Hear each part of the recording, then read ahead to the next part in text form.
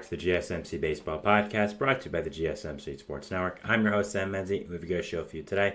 First topic we're going over is my every week Friday power rankings, going over all those, ranking every team in the league 1 to 30. Then we're moving into the Orioles calling up top prospect Kobe Mayo, and then Mike Trout being out for the season after a setback in his rehab. But before we do all that, I'd like to ask you to please like and follow the show. We do get a number of questions from viewers to ensure that your question does get read in the air. Please use the link, gsmcpodcast.net. It really does help the show, and it really does mean a lot, so thank you so much for that. And let's get back into the show for today. All right, so first topic is going to be talking about the power rankings of this week. Usually at the end of every week on Fridays, I do try to talk about ranking all the teams for the power rankings. I did not do it yet last week, as it was the trade deadline season, and there's a lot of trades going on, so didn't really have time for it. I believe that was I talked about Randy Arozarena getting traded to Seattle, so wasn't much time for it. And now we'll be doing my first post deadline power rankings, so ranking all the teams 1 to 30. So let's get into it. So we do have a new number one here. I'll let you know that. And this team has been number one at some point in the season, but has not been number one recently. And the number one team in baseball currently for me is going to be the New York Yankees. The Yankees have had a very up and down season, starting off the season as clearly the best team in baseball, kind of going back down to earth a little bit in the middle, having a really, really rough stretch last month, I'd say. And then this month, as soon as they got Jazz Chisholm, man, that offense has exploded. Did really well in Boston over there. Swept Philly, which is the reason why they are number one. Philly, to me, has been consistently the best team in baseball for a little while now, and the fact that the Yankees did sweep them with so much ease, to me, makes them the best team in baseball right now. I like what they did with the deadline with Jazz Chisholm. Of course, I would have liked him to add one more bat, but I think Chisholm is a fantastic player who is also a really good fit in that lineup. Defensive positioning is kind of a little bit iffy, but I think that overall the Yankees did well at the deadline. After sweeping the Phillies in Philadelphia, I kind of think that the Yankees had to be number one on this list just for this week. Will they be here after this? Not exactly sure, but hey, they've done really, really well, so props to them. Number two, I am going to be having the Baltimore Orioles.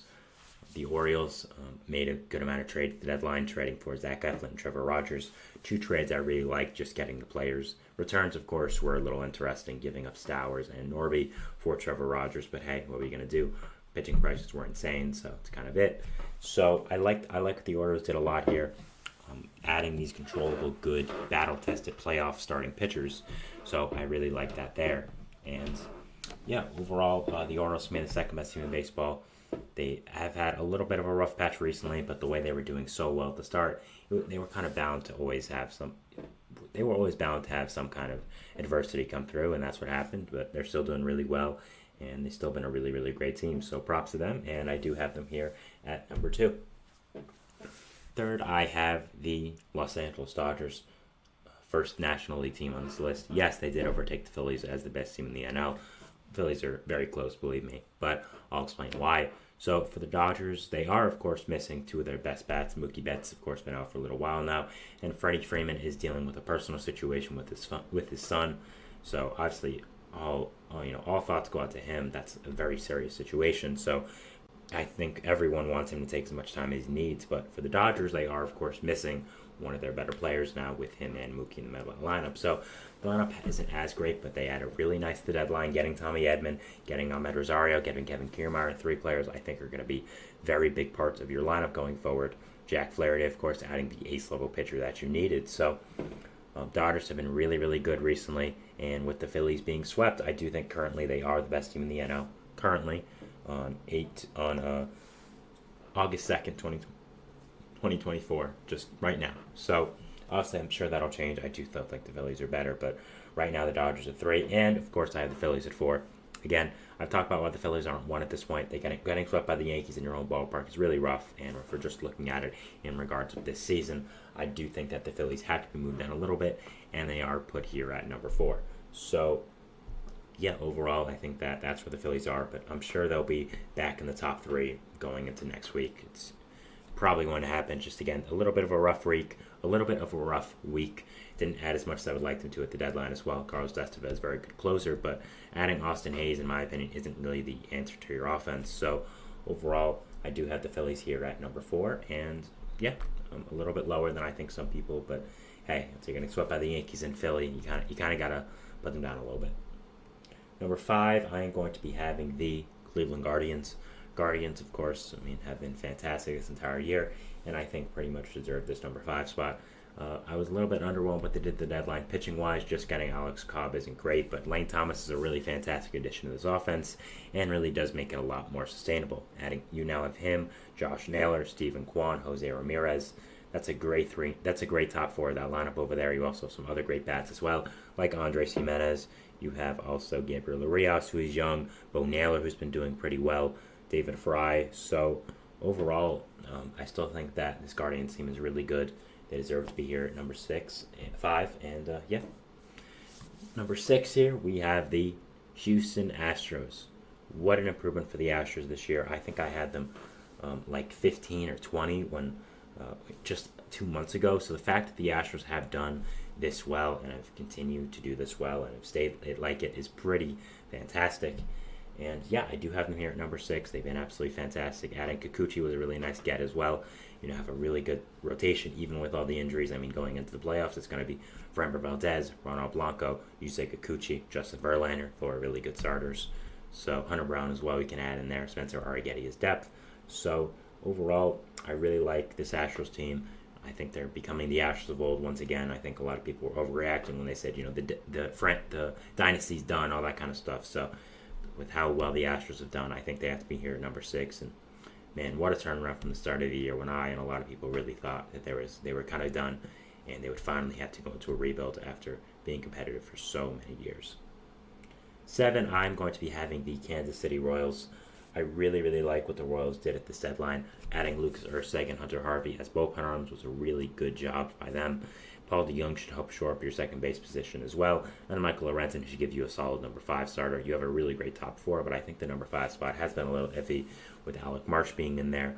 But now adding in Michael Lorenzen, a guy who just eats quality innings for the past few years now, I think is a really nice add. So I love what the Royals did at this deadline. Bobby Witt Jr. is playing like the MVP. Benny Pascantino, MJ Melendez, Salvador Perez, Michael Garcia, other guys as well in this lineup who are also really good. So I like what the Royals have been doing. I like this team overall, and that's why I do have them here at the number 7 position. Number 8, I'm going to be having the Milwaukee Brewers.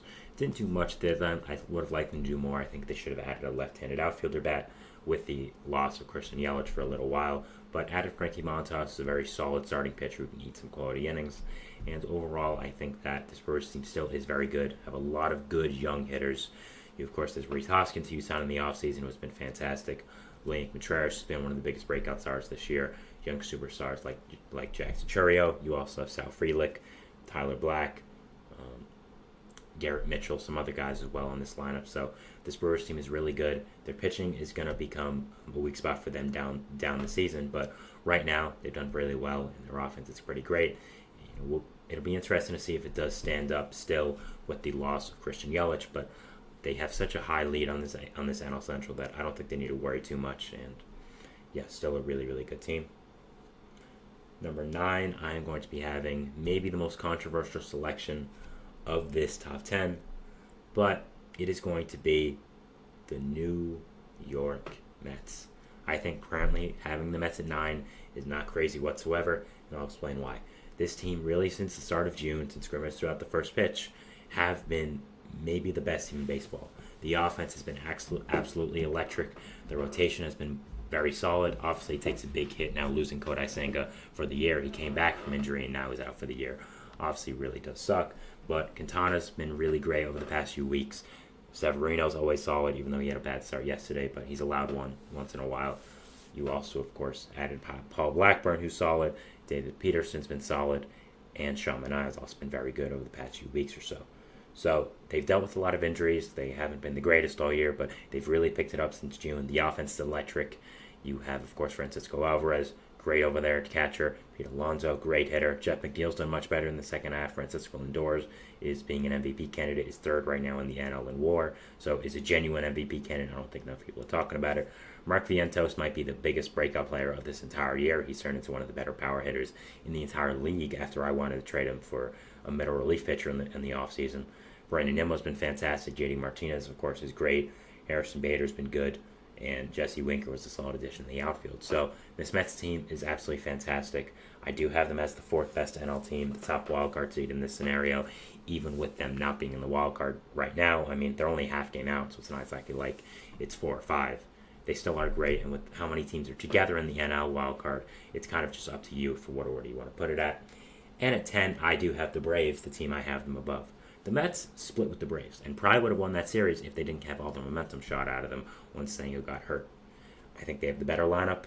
I think the Braves pitching is going to collapse at some point. I just don't think Reynaldo Lopez and Chris Sale are going to continue with this, and I think Max Fried is going to suffer a more serious injury because just how it's going with his arm injury. So overall, I do have the Mets above the Braves. I still do have the Braves top 10, but I didn't really like what they added at the deadline. I think they should have gotten the starting pitcher. I think the Soler fit is a little awkward, so that's why I do have the Braves at 10 and the Mets at 9.